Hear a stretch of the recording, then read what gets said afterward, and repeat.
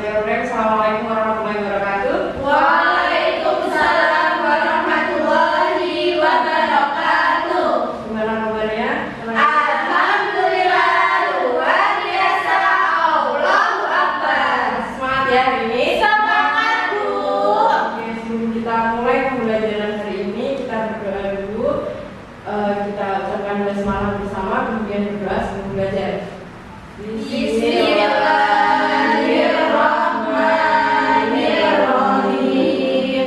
Raditu billahi rabba wa bil islami dina wa bi Muhammadin nabiyyan wa rasulah. Rabbi zidni ilma warzuqni fahma. Amin. Oh iya, hari ini hadir semua. Hadir ini nihil. Nggak ada yang izin ya? Ada. Alhamdulillah. Coba teman-teman bisa dilihat bahwa tulis. Hari ini kita belajar tentang dakwah Nabi Muhammad SAW di Madinah. Apa? Dakwah Nabi Muhammad sallallahu alaihi wasallam di Madinah. Oke. Nah, hari ini kita akan belajar tentang ini ya, tujuan pembelajaran hari ini. Pertama, peserta didik dapat meyakini perintah Allah untuk amar ma'ruf nahi munkar setelah mengamati pembelajaran di kelas dengan baik. Kemudian, peserta didik dapat membiasakan sikap bijaksana dalam meneladani kegiatan dalam dakwah masyarakat melalui metode pembelajaran project based learning dengan tepat. Kemudian, peserta didik dapat menguraikan kondisi masyarakat Madinah sebelum Islam. Kemudian, peserta didik dapat menelaah peristiwa hijrah Nabi ke Madinah melalui kegiatan diskusi. Kemudian peserta didik dapat menyimpulkan strategi dakwah Nabi Muhammad di Madinah. Dan yang terakhir, peserta didik dapat menyajikan hasil rekonstruksi strategi dakwah Nabi Muhammad SAW di Madinah. Jadi hari ini kita akan belajar tentang apa? Dakwah Nabi Muhammad di Madinah. Nah, dalam pelajaran kali ini kita akan belajar ada 3 hal nih yang kita pelajari. Yang pertama, kondisi masyarakat sebelum Islam. Kemudian peristiwa hijrah Nabi, sama strategi dakwah Nabi di Madinah. Ada 3 ya. Apa aja kita mau belajar apa aja? Kondisi masyarakat Madinah sebelum Islam. Kemudian Peristiwa hijrah Nabi ke Madinah. yang ketiga, Strategi dakwah Nabi di Madinah. oke. Menginjak ke materi yang pertama, yaitu kondisi masyarakat Madinah sebelum Islam. Sebentar.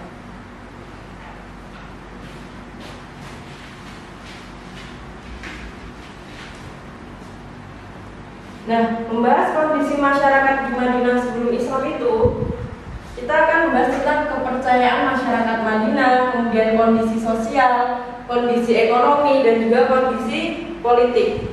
Jadi dulu masyarakat Madinah sebelum datangnya Islam itu mereka mayoritas beragama Yahudi, Nasrani, sama kepercayaan namanya itu paganisme. Itu mengikuti keyakinan penduduk Mekah nih, paganisme. Jadi agamanya, agama orang Madinah sebelum Islam itu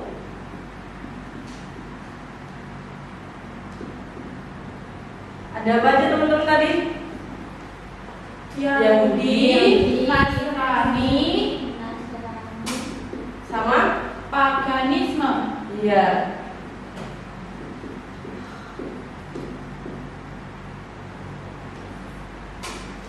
Nah, ini kondisi ini kepercayaannya ya, kepercayaan.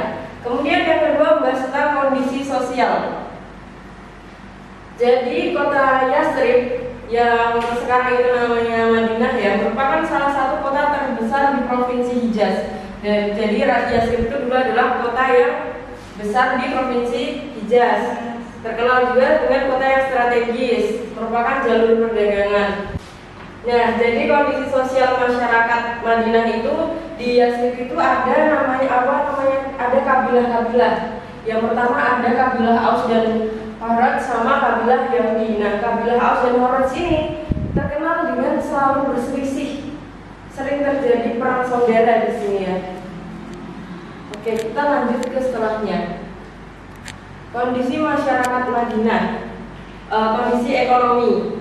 Jadi ya kayak yang dibahas tadi, Madinah itu letaknya strategis karena dia itu terletak di jalur perdagangan yang menghubungkan antara kota Yaman dan di Yaman Selatan sama Syria di utara. Terus habis itu mayoritasnya bertani sama berternak ya. Nah, kemudian membahas kondisi politik masyarakat Madinah. Ada yang bisa membacakan? Saya Bu. Ya, silakan. Yasrib tidak pernah ada kerajaan yang mengatur kekuasaan, sehingga kekuasaan berada di tangan suku-suku atau kelompok tertentu, tergantung kepada siapa yang paling kuat di antara mereka. Hal inilah yang mengakibatkan sering terjadinya perang antar suku dan kelompok. Kondisi tersebut hampir sama dengan keadaan di Mekah sebelum bangsa Yahudi datang ke Madinah. Akhirnya menguasai Madinah, suku yang pertama kali tinggal dan menguasai Yahudi adalah suku Amalikoh. Mereka membangun perkampungan dan peradaban. Kemudian setelah bangsa Yahudi datang ke Madinah, mereka menaklukkan suku Amalikoh dan akhirnya menguasai Madinah. Ya, jadi kondisi politik masyarakat Madinah itu sebelum adanya Yahudi itu dikuasai sama yang namanya suku Amalikoh. Tapi setelah Yahudi itu datang, mereka itu malah menaklukkan suku Amalikoh dan menguasai daerah Madinah itu. Itu ya. Oke, sampai sini paham kan? Insya Allah paham Bu. Oke, kita lanjut ke materi yang kedua, yaitu peristiwa hijrahnya Nabi Muhammad ke Madinah. Hijrah itu apa sih? Hijrah itu pindah. Iya, pindah, menjauhkan diri dan berpindah tempat. Nah, dalam konteks sejarah, hijrah itu adalah kegiatan perpindahan yang dilakukan oleh Nabi Muhammad bersama para sahabat beliau dari Makkah ke Madinah dengan tujuan mempertahankan dan menegakkan risalah Allah berupa akidah dan syariat Islam. Nah, di sini secara garis besar hijrah itu terdiri dari dua macam. Ada hijrah makaniyah sama hijrah maknawiyah. Hijrah makaniyah itu apa? Ayo baca bareng-bareng. Hijrah makaniyah selama masa kenabian. Peristiwa hijrah makaniyah telah terjadi selama 3 kali. Kemudian yang kedua ada hijrah maknawiyah. Hijrah maknawiyah itu ditegaskan oleh Nabi Muhammad dalam hadisnya, seorang muslim adalah seorang yang menghindari menyakiti muslim lainnya dengan lidah dan tangannya. Sedangkan orang yang berhijrah adalah orang yang meninggalkan semua apa yang dilarang oleh Allah. Jadi hijrah maknawiyah itu hijrah meninggalkan sesuatu yang dilarang oleh Allah Subhanahu wa taala ya. Bedanya kalau makaniyah itu berpindah, kalau maknawiyah itu dengan memperbaiki diri, menghindari meninggalkan larangan Allah. Gitu ya, paham? Paham. Faktor Nabi Muhammad SAW melakukan hijrah ke Madinah. Jadi setelah wafatnya Abu Thalib dan Siti Khadijah, ancaman kaum kafir Quraisy itu semakin keras ya terhadap Nabi Muhammad. Jadi kayak ada penyiksaan seperti itu ya. Nah, di samping itu juga karena ada beberapa faktor nih yang mendorong Nabi Muhammad memilih Yasrib sebagai tempat hijrah umat Islam. Faktor-faktornya antara lain ini ada 4. Coba Mbak Iza disebutkan nomor 1. Yasrib adalah tempat yang paling dekat. Iya, kemudian Mbak Rahma yang kedua. Sebelum diangkat menjadi nabi, beliau telah mempunyai hubungan baik dengan penduduk kota tersebut. Hubungan itu berupa ikatan persaudaraan karena kakek Nabi Abdul Muthalib beristrikan orang Yasrib. Di samping itu ayahnya dimakamkan di sana. Iya, kemudian yang ketiga Mbak Eke. Penduduk Yasrib sudah dikenal Nabi karena kelembutan budi pekerti dan sifat-sifatnya yang baik. Kemudian yang keempat, Jadi diri Nabi sendiri hijrah merupakan keharusan selain karena perintah Allah Subhanahu wa Ta'ala. oke, gitu ya teman-teman. Jadi alasannya ini karena di antara lain di Yasrib itu tempat yang lebih dekat. Kemudian Nabi itu telah mempunyai hubungan yang baik dengan penduduk sana. Terus juga penduduk Yasrib itu sudah dikenal Nabi karena kelembutan budi pekerti dan sifat-sifatnya yang baik. Kemudian juga menurut Nabi itu hijrah itu merupakan keharusan selain dari perintah Allah Subhanahu wa Ta'ala. Sampai sini paham ya? Insya Allah sama Bu. Oke, kita lanjut ya. Reaksi kafir Quraisy terhadap hijrah Nabi Muhammad ke Madinah. Jadi ketika mereka kaum kafir Quraisy itu mendengar berita tentang mau pindahnya Nabi, kayak mau hijrahnya Nabi, itu mereka itu melakukan sebuah kayak konferensi, kayak perkumpulan. Itu namanya pertemuannya itu di Darun Nadwah. Darun Nadwah ya, melakukan perkumpulan. Nah, di perkumpulan itu mereka bahas apa? Jadi mereka itu merencanakan untuk bermusyawarah tentang Nabi itu mau pindah gitu. Nah, dari hasil pertemuan itu mereka ada beberapa usulan terkait tindakan yang akan mereka terapkan. Di antaranya itu membiarkan beliau sampai hijrah ke Madinah dengan sendirinya. Terus kemudian mereka itu mau memenjarakannya biar Nabi itu nggak jadi hijrah.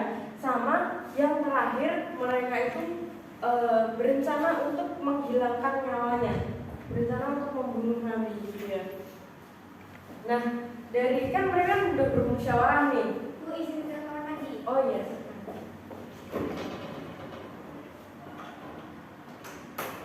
Mereka kan bermusyawarah nih. Gimana nih Nabi mau pergi gitu ya, istilahnya gitu lah. Nah, terus ini udah kan mereka itu berkumpul musyawarah, terus hadirlah dua keputusan ini sampai akhirnya yang terakhir ada seorang itu yang mengusulkan untuk menghilangkan nyawanya dan di ACC diterima gitu, sampai mereka itu menyusun siasat untuk membunuh Nabi. Oke, lanjut. Nah, ini kita ke proses hijrah Nabi ke Madinah. Nah, ketika Nabi itu mendengar rencana pembunuhan yang dilakukan oleh kaum kafir Quraisy, si Ali ini akhirnya kayak bermusyawarah juga gitu loh sama Nabi gitu. Terus Ali menggantikan Nabi Muhammad di tempat tidurnya. Ini untuk mengelabui kaum kafir Quraisy yang mau membunuh Nabi. Kemudian Nabi ini bersama Abu Bakar kan, terus ketika di perjalanan Nabi juga bersembunyi di Gua Sur. Ya, di Gua Sur. Terus habis itu yang ketiga ini ada Suraqah dan pengejarannya terhadap Nabi Muhammad SAW. Jadi ceritanya karena kaum kafir Quraisy itu nggak berhasil menangkap Nabi, menangkap Rasul ini. Akhirnya kaum kafir Quraisy itu melakukan sayembara, siapa yang berhasil membawa Rasul ke hadapannya, mau menyerahkan Rasul, itu akan mendapatkan 100 ekor unta. 100 ekor unta ya. Nah, tapi si Suraqah ini tuh tamak, dia nggak mau kalau 100 untanya itu didapetin orang lain, pokoknya dia sendiri harus dapat itu. Akhirnya karena dia ini melihat Rasul, tapi dia bilang ke orang-orang yang lain kalau misalnya enggak, itu orang lain gitu. Dan akhirnya dia sendiri kan yang mengajar Rasul, dan dia nyiapin kudanya terus mengejar. Ternyata ada kejadian yang membuat dia gagal untuk mengejar Rasul. Jadi ketika dia itu mengejar udah deket nih, tapi kudanya malah jatuh, memberontak gitu. Dia jatuh berkali-kali sampai kudanya itu menggerakkan kakinya dan keluar debu-debu itu sampai Rasulullah udah hilang dari pandangannya gitu. Dari situ Suraqah menyadari kalau misalnya Nabi Muhammad ini bukan orang yang biasa. Nah, terus Rasulullah ini dalam perjalanan kan bersama Abu Bakar juga sampai dia tiba di daerah yang jaraknya itu dekat dari Madinah, kemudian membangun Masjid Quba dan melakukan Jumat pertama 212 ini. Kemudian beliau melanjutkan perjalanan dan tiba di Madinah, disambut meriah oleh orang-orang Madinah. Itu ya. Di sini paham? Oke. Kemudian strategi dakwah Nabi di Madinah. Ada dua nih, strategi dakwah Nabi di Madinah. Yang pertama langkah awal dakwah Nabi di Madinah ada apa aja? Pembangunan masjid sebagai pusat dakwah. Ya, ayo bareng-bareng pembangunan masjid sebagai pusat dakwah. Kemudian mempersaudarakan kaum muslimin. Dan yang ketiga, Penjagaan masyarakat yang di Madinah. ya benar banget. Kemudian langkah-langkah Nabi membangun perekonomian masyarakat Madinah. Di antaranya yaitu dengan mempersaudarakan antara kaum muhajirin dan ansor. Kemudian menempatkan orang-orang fakir miskin yang tidak punya tempat tinggal di masjid. Kemudian bekerja sama dengan kaum ansor menciptakan lapangan pekerjaan bagi kaum muhajirin. Coba selanjutnya Mbak Isa dibaca yang D. Ya, Ibu. Iya. Nabi Shallallahu Alaihi Wasallam menganjurkan bagi kaum muhajirin yang mempunyai pengalaman dagang dan modal sebagai pedagang. Ya, kemudian yang E coba Mbak Rahma. Bagi kaum muhajirin yang tidak mempunyai modal, Nabi Muhammad menganjurkan mereka bekerja sebagai petani. Kemudian yang selanjutnya baiknya. Setelah menerima perintah zakat, pembinaan perekonomian umat Islam lebih mendapat perhatian. Ya, kemudian Mbak Sandria. Mengupayakan pembangunan pasar di Madinah. Ya, jadi ini ya di antara strategi dakwah Nabi di Madinah itu ada ketika langkah-langkah awal Nabi di Madinah sama langkah-langkah Nabi untuk membangun perekonomian masyarakat Madinah. Nah, selanjutnya Ibu akan membagi menjadi dua kelompok. Nanti masing-masing kelompok mencari referensi, bukan ya, mencari pengetahuan yang lebih luas lagi terkait tentang dakwah Nabi Muhammad yang peristiwa hijrah Nabi sama kondisi masyarakat Madinah sebelum Islam. Teman-teman bisa cari dari buku paket atau sumber yang lainnya ya. Ya, Bu. Gue akan memberi kertas kosong. Ya. Nanti kalian membuat proyek seperti mind mapping yang isinya tentang kondisi masyarakat Madinah sebelum Islam sama peristiwa hijrahnya Nabi. Di sini sudah menyiapkan origami sama kertas kosong. Silakan teman-teman berkreasi sebagus mungkin. Jangan lupa ditulis nama ya. Ya, Bu. Dan dihias-hias biar bagus.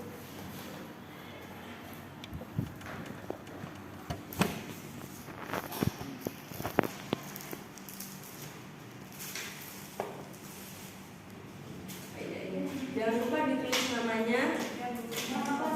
Iya, dihias-hias, ditempel-tempel, boleh sekali.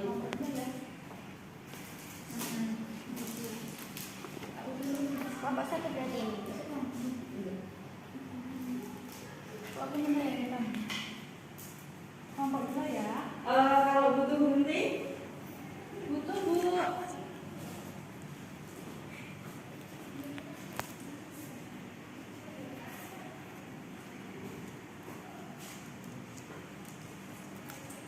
Nama aku yang benar. tulis namanya dulu aja ya. Kakak ya. Ya.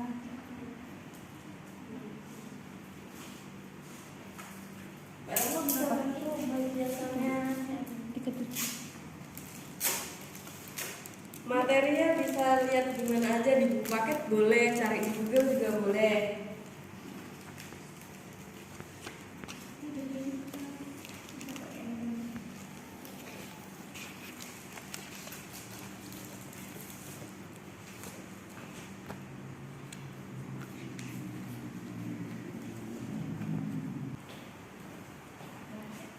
Ini boleh kan Bu dihias? Boleh, malah lebih bagus, lebih baik nilainya juga. Bu, masih ada kunting lagi nggak? Ada intinya gantian ya. Ayo kita harus saling berbagi, yang baik hati sama temennya. Ya Bu. Gimana sih? Ya.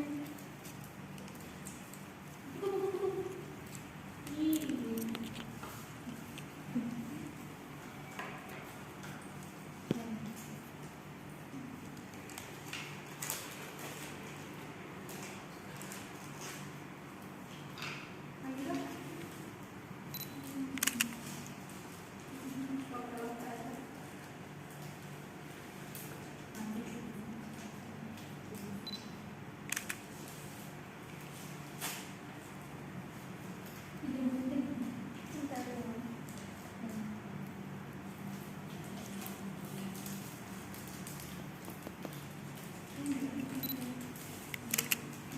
Gimana?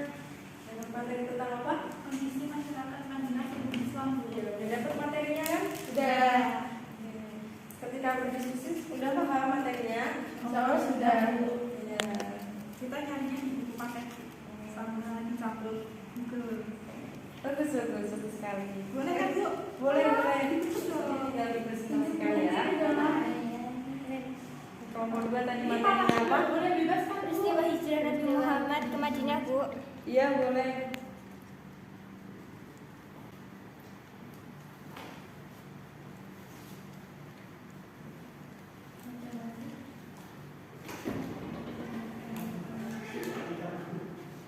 Nih, bapak-bapaknya ada dua.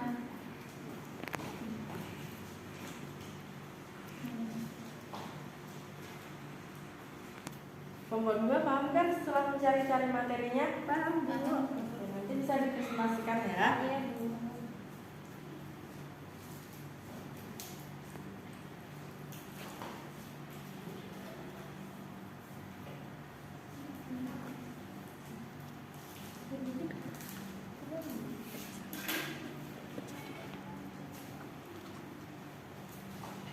Sudah siap semuanya? Sudah. Nah, jadi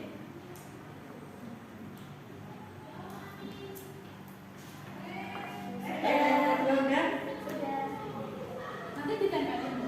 Ya, silakan kelompok 1 maju ke depan dan mempresentasikan. Kita mau buat Kelompok 1. ya.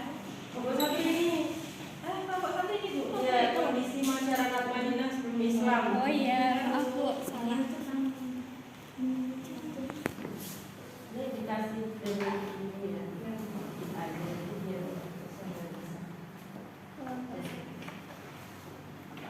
Langsung ditempel ya Bu. ya. Ini dikasih dari buku juga di belakang ya aja.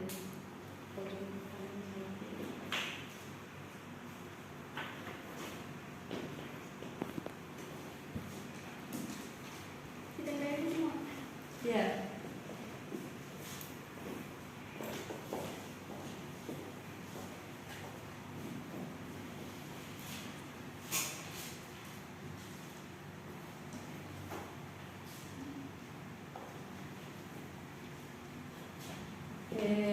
Kelompok 1 silakan maju ke depan mempresentasikan berdua. Ya, Bu.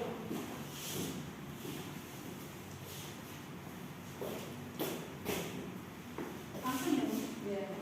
Kami dari kelompok 1 yang beranggotakan saya sendiri Sandria Dan Eja Fazaliaka. Di sini kami akan menjelaskan mind mapping kita tentang kondisi masyarakat Madinah sebelum Islam. Nah, kondisinya itu ada kondisi politik masyarakat Madinah, yaitu Yasrib tidak pernah ada kerajaan yang mengatur kekuasaan, sehingga kekuasaan berada di tangan suku-suku atau kelompok tertentu, tergantung kepada siapa yang paling kuat di antara mereka. Nah, sebelum bangsa Yahudi menguasai Madinah, suku yang pertama kali tinggal dan menguasai Madinah adalah suku Amalikoh. Nah, selanjutnya kepercayaan masyarakat Madinah. Nah, sebelum kedatangan agama Islam ke Yasrib, agama yang dianut masyarakat Yasrib adalah Yahudi, Nasrani, dan Pagan. Nah, penduduk Yasrib selain memeluk agama Yahudi dan Nasrani, sebagian kecil ada yang mengikuti keyakinan orang Quraisy dan penduduk Mekah atau dikenal dengan paganisme atau kepercayaan kepada benda-benda benda, kekuatan alam seperti matahari, bintang, bulan, dan sebagainya. Selanjutnya, kondisi ekonomi masyarakat Madinah. Yasrib merupakan kota yang subur dan makmur dengan pertaniannya. Menghasilkan terbesarnya adalah kurma dan anggur. Kota Yasrib dikelilingi oleh gunung berbatu dan banyak lembah, atau yang paling dikenal dengan kata wadi sebagai pusat pertanian. Selanjutnya, kondisi sosial masyarakat Madinah. Kota Yasrib merupakan salah satu kota terbesar di provinsi Hijaz. Dikenal dengan kota strategis karena merupakan jalur perdagangan yang menghubungkan kota Yaman di selatan dan Syria di utara. Daerahnya subur, sebagian besar masyarakatnya hidup dari bercocok tanam dan beternak. Di Yasrib terdapat 10 atau kabilah, di antaranya kabilah yang terdapat di Yasrib di Madinah antara lain kabilah Aus dan Khazraj. Yang kedua itu kabilah Yahudi. Oke, tepuk tangan terus. Tadi ya Bu? Ya, nomor 2 silakan maju ke depan.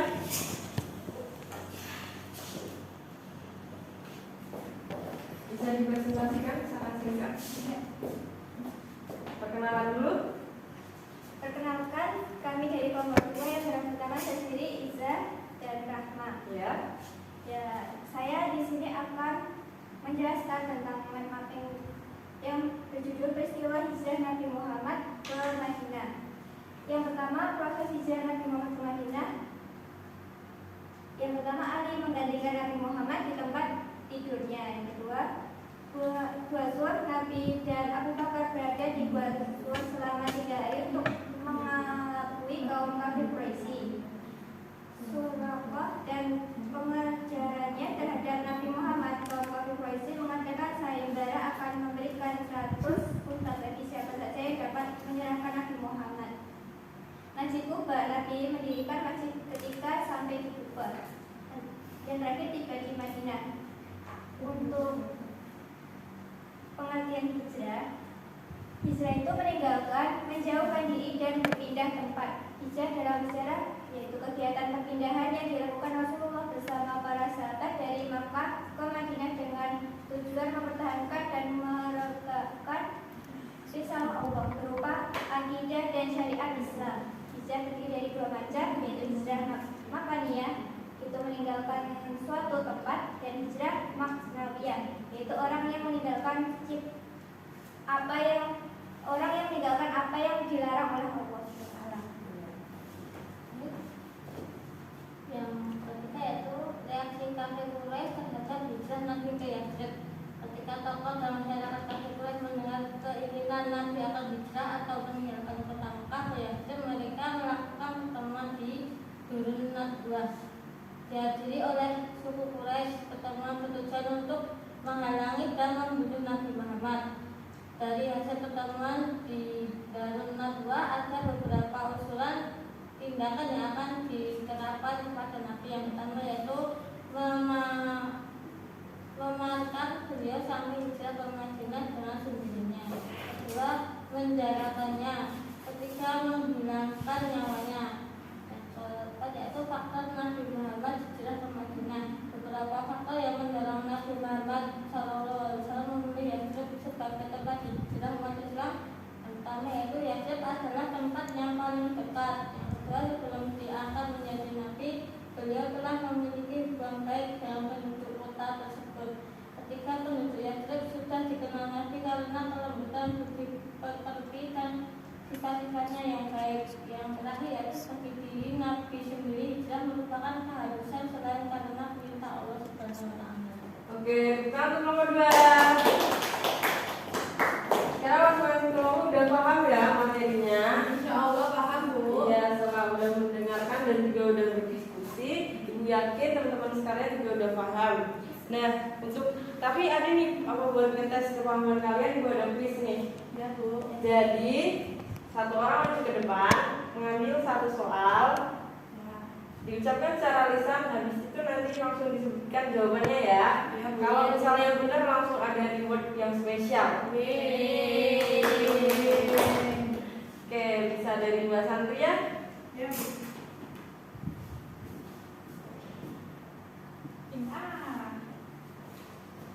Langsung Bu.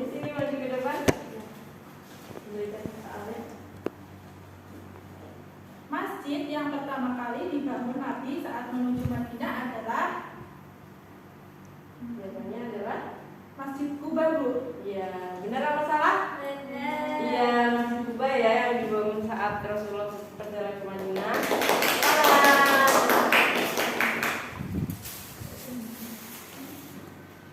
Ada hadiah dari kalian. Terima kasih.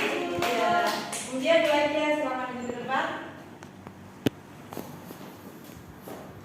Pilih salah satu soal.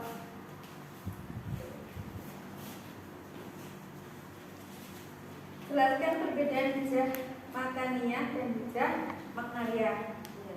Apa perbedaannya? Bentar.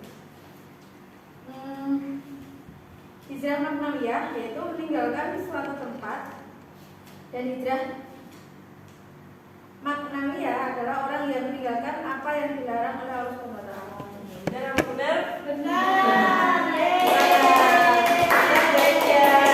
Ada hadiahnya karena sudah benar.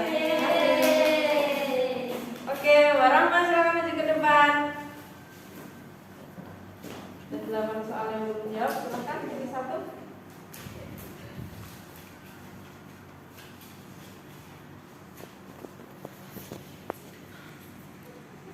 Kaum muslimin yang melakukan hijrah dari Makkah menuju Madinah disebut Mau apa? kaum muhajirin. Iya, benar apa salah? Benar. Kita Warahma ada hadiahnya. Kasih Bu. Yang terakhir, Ida. silakan dipilih satu soal.